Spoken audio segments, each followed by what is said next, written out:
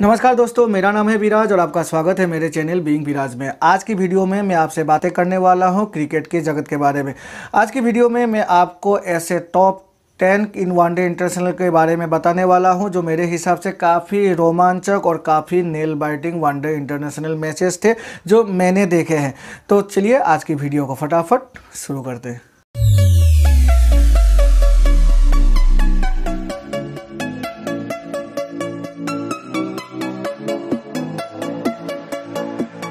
Number 10 की position पर मैंने रखा है श्रीलंका और ऑस्ट्रेलिया के बीच खेली गई फर्स्ट वनडे इंटरनेशनल जो 2010 में खेली गई थी मेलबोर्न क्रिकेट ग्राउंड में।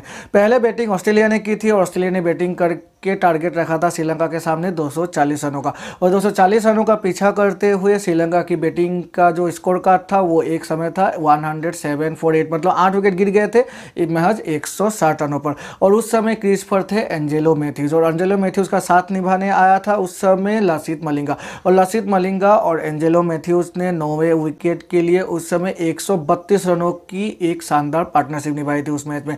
और उस मैच में लसिथ मलिंगा ने अपने करियर बेस 46 गेंदों में 57 रनों की पारी खेली थी, और फाइनली श्रीलंका उस मैच को एक विकेट से जीत गया था।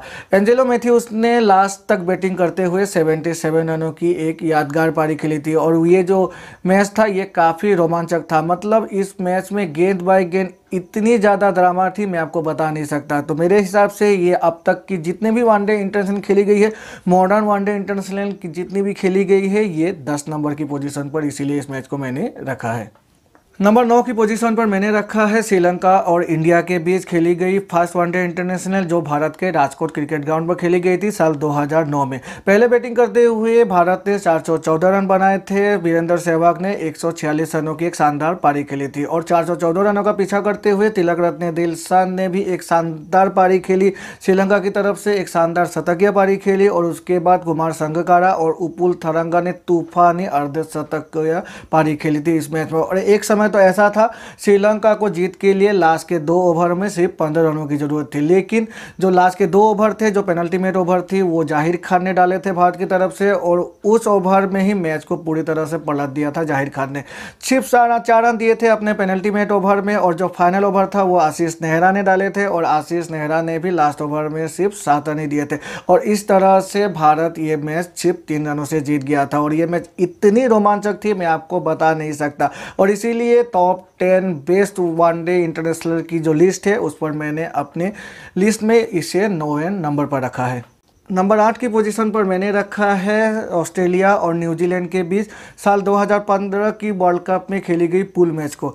इस मैच में जो स्कोर था वो काफ़ी लो स्कोरिंग क्रिकेट मैच था, लेकिन इस लो स्कोरिंग क्रिकेट मैच में भी रोमांच की कोई कमी नहीं थी। पहले बल्लेबाजी करते हुए ऑस्ट्रेलिया ने 151 रन बनाए, जहां पर ट्रेंट बोल्ट ने 5 विकेट लिए थे न्यूजीलैंड की तरफ से, और उसके बाद 151 रन का पीछा करते हुए 23वें ओवर तक पैट कमिंस और मिचेल स्टार्क की बॉलिंग के सामने न्यूजीलैंड के 9 विकेट गिर गए थे, और अभी भी उनको 4 रनों की ज़रूरत थी। और फाइनली जब लास्ट बैट्समैन आए तो उनको मिचेल स्टार्क की एक गेंद खेलनी थी, और उन्होंने वो गेंद किसी तरह से रोका, और उसके बाद जो केन विलियमसन थे, केन विलियमसन ने पहली ही गेंद पर छक्का मारकर इस मैच को जिताया था।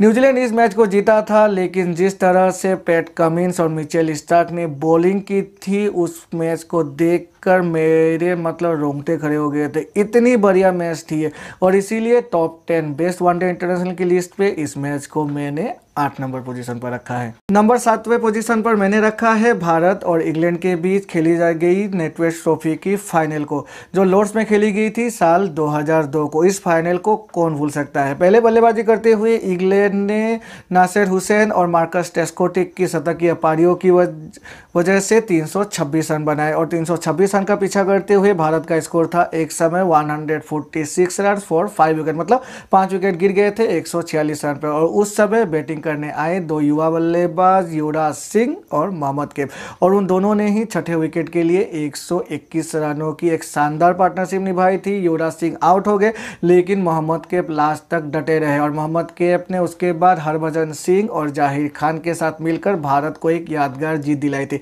ये जीत इसीलिए भी यादगार है क्योंकि इसी जीत के बाद सौरव गांगुली जो भारत के कप्तान थे उस समय, उन्होंने अपनी शार्ट खोलकर लॉर्ड्स की बेलकनी में अपनी शार्ट्स को लहराया था और ये काफ़ी पॉपुलर हो गई थी सोशल मीडिया में भी और उस समय के मीडिया में भी, और ये आज तक पॉपुलर है। जब तक सौरव गांगुली की यादगार पलों को दिखाया जाता है तो उनकी शार्ट को घुमाना लॉर्ड्स के मैदान पर नेट वेस्ट ट्रॉफी के फाइनल को जीतने के बाद इन दृश्यों को जरूर दिखाया जाता है। जब तक सौरव गांगुली की यादें रहेंगी तब तक ये यादें भी हमेशा उनके साथ जुड़ी रहेगी। नंबर 6 पर रखा है ऑस्ट्रेलिया और न्यूजीलैंड के बीच थर्ड वनडे को जो हैमिल्टन में खेला गया था साल 2007 में। ऑस्ट्रेलिया और न्यूजीलैंड के बीच अब तक जितने भी मुकाबले हुए हैं उनमें से बहुत सारे ऐसे मुकाबले थे जो काफ़ी नेल बाइटिंग है और इसीलिए अब तक की जो टॉप 5 है उसमें से 2 मैच आ गई है ऑस्ट्रेलिया और न्यूजीलैंड की। इस मैच में ऑस्ट्रेलिया ने पहले बल्लेबाजी करते हुए मैथ्यू हेडन की शानदार 181 रनों की पारी की वजह से 346 रन बनाए थे और 346 रन का पीछा करते हुए न्यूजीलैंड का स्कोर था एक समय में 4 विकेट पर 41 रन, और उस समय बैटिंग करने आए ब्रेंडन मैककलम और क्रेग मैकमिलन, और क्रेग मैकमिलन ने उस समय की एक तूफानी पारी खेली, मतलब 62 गेंदों में अपनी सेंचुरी पूरी की, और जब तक वे आउट हुए तब तक उन्होंने जो न्यूजीलैंड की पारी थी उनको काफ़ी स्पीड दे दी थी और फाइनली ब्रेंडन मैककलम की एक शानदार पारी की वजह से न्यूजीलैंड ने इस मैच को जीत लिया था। ये मैच इतनी बढ़िया थी मैं आपको बता नहीं सकता। अगर इस मैच की आपको हाईलाइट कभी मिल जाए, अगर यूट्यूब में आप देखें तो देख सकते हैं, क्योंकि इस मैच में इतने चौके और छक्के लगे मैं आपको बता नहीं सकता। ये जो दोनों पारी में जितने भी रन बने ना उनमें से 60% रन सिर्फ चौके और छक्के की वजह से हुए हैं। मैथ्यू हेडन ने भी काफ़ी शानदार पारी खेली थी और ब्रेंडन मैककलम और मेनली क्रेग मैकमिलन ने भी इस मैच में बहुत ही आतिशी पारी खेली थी। नंबर 5 पर रखा है सन 1996 में खेली गई ऑस्ट्रेलिया और वेस्ट इंडीज़ के बीच वर्ल्ड सीरीज़ की 5th मैच को। इस मैच में पहले बल्लेबाजी करते हुए वेस्ट इंडीज़ ने बनाए थे 173 रन, जहां में कार्ल हूपर ने ही अकेले 93 रन बना दिए थे। 173 रनों का पीछा करते हुए जो वेस्ट इंडीज़ की तूफानी बॉलिंग अटैक थी उसका सामना करते हुए ऑस्ट्रेलिया का स्कोर था एक समय में 38 रनों पर 6 विकेट, मतलब 6 विकेट गिर गए थे सिर्फ 38 रनों पर, और उस समय ऑस्ट्रेलिया के लिए बैटिंग क्रीज पर थे Michael Bevan, the great finisher Michael Bevan, और उन्होंने ऑस्ट्रेलिया के जो टेल एंडर्स थे उनके साथ मिलकर छोटी छोटी पार्टनरशिप निभाई और फाइनली जब अंतिम ओवर आया रोजर हार्पर का तो उस ओवर में जो अंतिम गेंद थी उस पर जीतने के लिए ऑस्ट्रेलिया को चाहिए था 4 रन, मतलब एक गेंद 4 रन, और स्ट्राइक पर थे माइकल बीवेन, और माइकल बीवेन ने अंतिम गेंद पर चौके मारकर इस मैच में ऑस्ट्रेलिया को जीत दिलाई थी और उसके बाद ही माइकल बीवेन को द ग्रेट फिनिशर की जो उपाधि है वो मिली। माइकल बीवेन ने इस मैच में अकेले 78 रनों की पारी खेली थी जिसकी वजह से उनको मैन ऑफ द मैच भी चुना गया था इस मैच में। नंबर 4 पर सन 1986 में शारजा में खेली गई इंडिया और पाकिस्तान के बीच वो यादगार मैच। इस मैच में पहले बैटिंग करते हुए भारत ने 246 रन बनाए थे, जहां पर क्रिस श्रीकांत ने, सुनील गावस्कर ने और दिलीप वेंगसरकर ने हाफ सेंचुरी लगाई थी और 246 रनों का पीछा करते हुए जावेद मियांदाद की एक शानदार शतकीय पारी की वजह से फाइनली पाकिस्तान इस मैच को जीत गया था। ये मैच इसीलिए यादगार है क्योंकि इस मैच की जो अंतिम गेंद थी उस गेंद को भारत की तरफ से फेंका था चेतन शर्मा ने और पाकिस्तान को जीत के लिए 4 रनों की आवश्यकता थी और स्ट्राइक पर थे जावेद मियांदाद, और जावेद मियांदाद ने चेतन शर्मा की जो लास्ट गेंद थी उस पर छक्का मारकर इस मैच में पाकिस्तान को जीत दिलाया था। और ये जो छक्का है ये एक आइकॉनिक छक्का है। इस छक्के की जो भी डिस्कशन है वो काफ़ी सालों तक रही और अभी तक है। जब भी जावेद मियांदाद को याद किया जाता है उस छक्के की वजह से ही याद किया जाता है। तो इसीलिए ये जो मैच था इस मैच को मैंने अपनी टॉप 10 वनडे इंटरनेशनल की लिस्ट पर नंबर 4 पर रखा है। नंबर 3 पर रखा है सन 1999 वर्ल्ड कप का वो आइकॉनिक सेमीफाइनल जो खेला गया था साउथ अफ्रीका और ऑस्ट्रेलिया के बीच। ये एक ऐसा मैच था जिस मैच की वजह से 2 कंट्रीज़ की जो क्रिकेटिंग भाग्य है वो चेंज हो गई।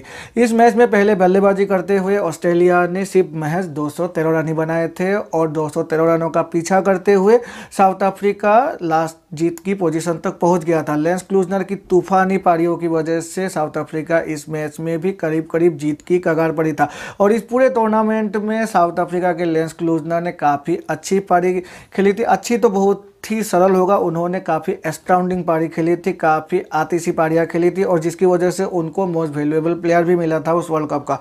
फाइनल ओवर था, डेमियन फ्लेमिंग ऑस्ट्रेलिया की तरफ से बॉलिंग करने आए और साउथ अफ्रीका को जीत के लिए ज़रूरत थी महज 9 रनों की और ड्रॉ करने के लिए 8 रनों की। तो डेमियन फ्लेमिंग का जो आखिरी ओवर था, उस आखिरी ओवर को फेस करने लेंस क्लूजनर ने पहली 2 गेंदों में 2 चौके मारकर इस मैच को टाई कर दिया और जब चौथी गेंद में रन लेने के लिए वे दौड़े तो जो नॉन स्ट्राइकर पर लास्ट बल्लेबाज थे साउथ अफ्रीका की डोनाल्ड, वो नहीं दौड़े और वो जो फेमस रन आउट था एलन डोनाल्ड का वो घट गया और उसके बाद मैच टाई हो गया।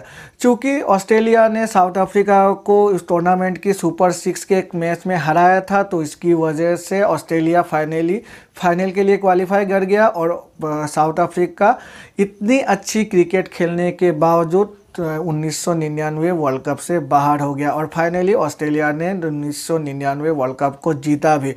ये मैच इसीलिए यादगार है क्योंकि एलन डोनाल्ड की जो रन आउट थी वो जब तक क्रिकेटिंग इतिहास रहेगी, जब तक साउथ अफ्रीका की क्रिकेटिंग इतिहास रहेगी, इस रन आउट को याद किया जाएगा।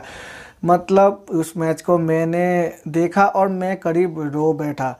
इतनी अच्छी खेली थी साउथ अफ्रीका, पूरे टूर्नामेंट में हॉट फेवरेट थी, लेकिन उस रन आउट की वजह से साउथ अफ्रीका उस टूर्नामेंट से बाहर हो गए और ये मैच जो था ना, ये अपने आप में एक आइकॉनिक मैच बन गया। नंबर 2 पर मैंने रखा है साउथ अफ्रीका और ऑस्ट्रेलिया के बीच जोहान्सबर्ग में साल 2006 में खेली गई 5th वनडे इंटरनेशनल को। ये वनडे इंटरनेशनल इसीलिए आइकॉनिक है क्योंकि इस वनडे इंटरनेशनल में बहुत कुछ पहली बार हुआ।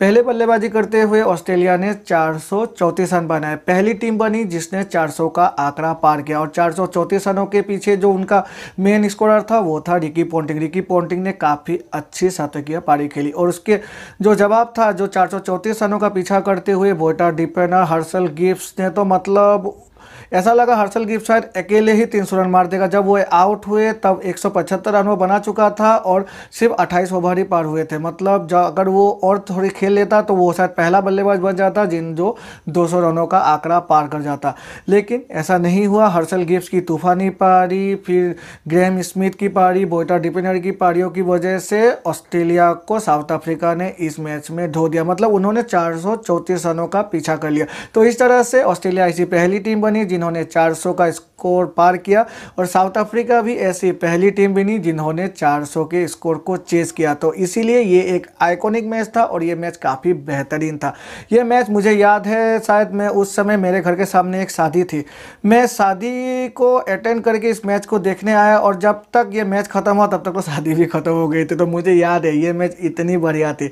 तो अगर आपने इस मैच को नहीं देखा तो यूट्यूब पर जाइए, इस मैच की हाईलाइट को देखिए। मैं आपको गारंटी देता हूँ आप उन जितने भी बल्लेबाज थे, चाहे वो ऑस्ट्रेलिया हो चाहे वो साउथ अफ्रीका हो, उनकी बल्लेबाजी को देखकर मतलब आप भूले नहीं पाएंगे। इतनी अच्छी बैटिंग की थी दोनों ही टीम के प्लेयर ने।